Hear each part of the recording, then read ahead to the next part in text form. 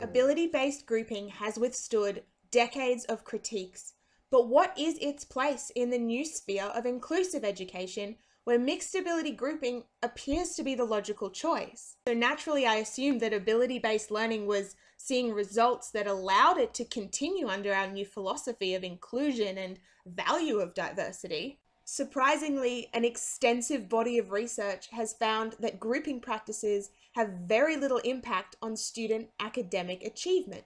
This revelation allowed me to uncover research that demonstrated that teacher impact and positive relationships were the most influential factors regarding student engagement. In fact, research has shown that it's actually the teacher's reaction to grouping that has the greatest impact on educational outcomes. So we know that a teacher's beliefs affect their teaching practices, but we also know that students who are consistently grouped in lower achieving classrooms can also experience increasingly negative self-concept and become really critical of their abilities over time. So how are these two things linked? Lunn analysed teacher attitudes in relation to grouping practices and found that those who were in favour of set ability grouping also felt far less favourably towards the lower achieving students. Other research also indicates that teachers in high achieving classrooms reported feeling efficacious on a frequent basis. So when students are grouped in one low achieving class, ultimately teacher attitudes become more negative because the students are viewed as difficult, and naturally the grass is greener on the gifted side, right? That was a purposeful stereotype. I know plenty of difficult gifted people. And theoretically, mixed ability grouping could solve this issue, but I'm still skeptical. Because if a teacher has a negative disposition towards low achieving students, that's going to affect their pedagogy, whether in a set ability group or a mixed ability group. Changing grouping practices just changes the problem. So where this information becomes extremely helpful is the realization that it is our attitude and our pedagogy that makes or breaks the success of our class. And if we're looking for a practice to bury our deficiencies in, this isn't the one we can use. But yay! We have more impact than grouping!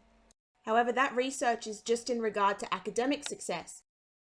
And it becomes a completely different story when we analyse self-esteem and self-concept of students. McGregor 2017 states that literacy problems are not isolated unto themselves. Their effects spread like disease to poor self-esteem, anger and resentment, disruptive and antisocial behaviour. So what is the point of one low literacy class when we know we are concentrating a multitude of underlying issues, and then on top of that, labelling these students as low achievers, which we know negatively affects their self-concept?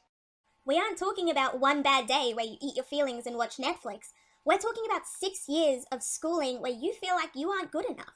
International evidence suggests that separating difficult students into one class actually leads to poorer outcomes because they are segregated from their pro-social peers. I guess I would like to extend my understanding of why these low literacy classes are still so prevalent in modern schooling.